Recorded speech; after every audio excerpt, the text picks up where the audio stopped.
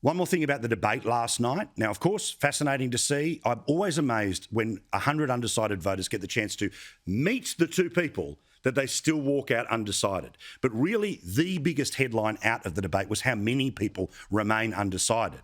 What is going to move their vote? We'll talk about that again a bit later tonight, all the different demographics and policy issues around all of that. And as I said, Albo got 40, Morrison 35, 25% undecided, and presumably, if I can do my maths, there's 5 people who couldn't even put a wristband in a box. But anyway, now, some other perspectives on how all of this went. I want to show you a poll that was up on the Courier Mail's website last night after people watched the same debate. They gave it to Morrison. And even over on Lefty Channel 9, 51% of 10,000 people who voted there, in fact, 19,000 people who voted there gave it to Morrison. But the truth is, I agree with Simon Benson, it was a draw.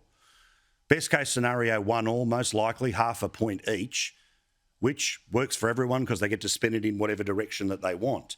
But particularly the moment about boats is really important because think about this.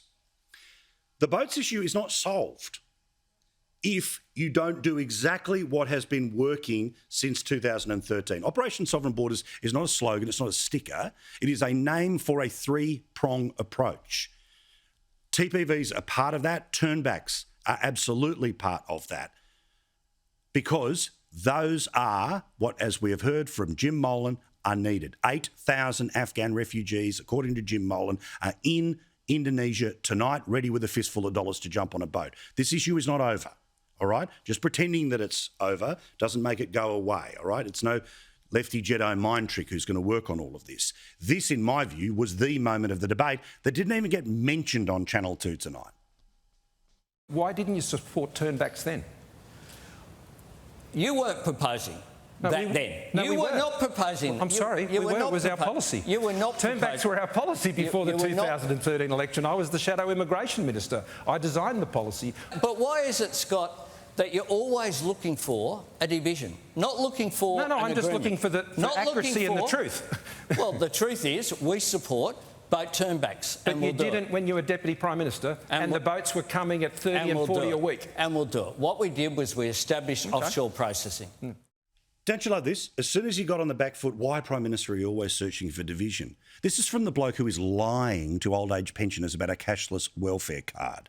You want to talk about division. This is about holding somebody to their record, which last time I checked is what oppositions can do to governments, but governments can do to oppositions. Now, I love this dance from Albo, which is, we introduced boat turnbacks in 2013. No, they didn't. But even if they did, which they didn't, he argued against it in 2015. If only we had a tape to prove that. I'm of the view that I would just find it. I couldn't ask someone else to do something that I couldn't see myself doing. And if people were in a boat, including families and children, I myself couldn't turn that around. I would want to make sure that they were safe and secure. That was the position that I came to. Now, all of this was, of course, fought out at a national conference vote in the Labor Party in 2015. Now, interestingly, Albo, of course, wants to paint it like he was just somebody who turned up and voted. James Morrow has got some exclusive reporting about how he led the charge to fight against turnbacks. And one of the MPs who helped vote with him is a hardcore lefty MP who today doesn't say that she's changed her mind, but because she's part of the Labor Party, she just agrees with what everyone told her is the policy.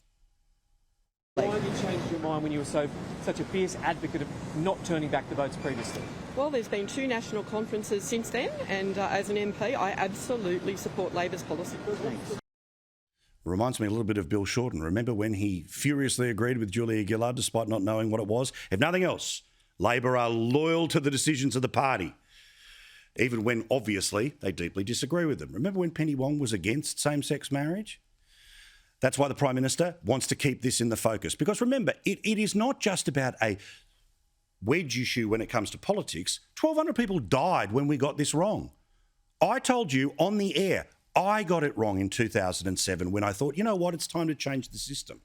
I got it wrong then, had to admit the mistake and realise that the current system is exactly the one that needs to stay in place forever because it works and people don't die. we picked him up particularly when he said that he supported turnbacks. And I said, hang on a tick, you didn't support turnbacks. In fact, you were totally opposed to turnbacks.